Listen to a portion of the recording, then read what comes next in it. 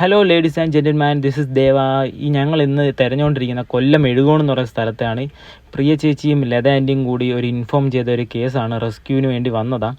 ഈ നടക്കുന്ന ഈ കുഞ്ഞന്മാർ, അതാണ്ട് ഈ ഓടുന്ന കുഞ്ഞന്മാരെ കണ്ടോ, ഇവന്മാരുടെ മദർ ഡോഗിൻ്റെ തലയിൽ ഒരു മിഠായി ഭരണിപ്പാട്ട ട്രാൻസ്പെറൻ്റ് ആയിട്ടുള്ളൊരു പാട്ട കുരിയും കിടപ്പുണ്ടെന്ന് പറഞ്ഞു.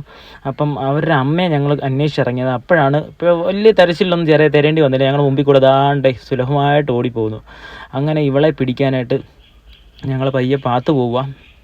അപ്പം ഇവരെ രാവിലെ ഒന്ന് ട്രൈ ചെയ്ത് നോക്കി. ഈ ആൻറ്റിയും ഈ ചേച്ചിയും കൂടി ട്രൈ ചെയ്ത് നോക്കിയായിരുന്നു, ലത ആൻറ്റിയും പ്രിയ ചേച്ചിയും കൂടെ. പക്ഷേ കയ്യിൽ തട്ടിയില്ല നീന്തി. ഒരു ഒറ്റ കൈ കൊണ്ട് മാത്രമേ പാട്ടയിൽ പിടിക്കാൻ പറ്റുള്ളൂ. രണ്ട് കൈയും കൂടി ചേർത്ത് പിടിക്കാൻ പറ്റില്ല. അങ്ങനെ മിസ്സായി പോയി. ഞങ്ങൾ വളരെ സിമ്പിളായിട്ട് പിടിച്ചു. ലത ആൻറ്റിക്ക് ഒരു സന്തോഷമായി. അപ്പം ഞാൻ കരുതി രാവിലെ പോയ ആ ഒരു വിഷമം മാറ്റാനായിട്ട് ഞാൻ തന്നെ ശരി ചേച്ചി തന്നെ പാട്ട് ഊരിക്കുമെന്നൊരു ചാൻസ് കൊടുത്തു. അങ്ങനെ ചേച്ചിക്ക് സന്തോഷമായിക്കോട്ടെ എന്ന് കരുതി. ഭയങ്കര ഹാപ്പി ആയിരുന്നു.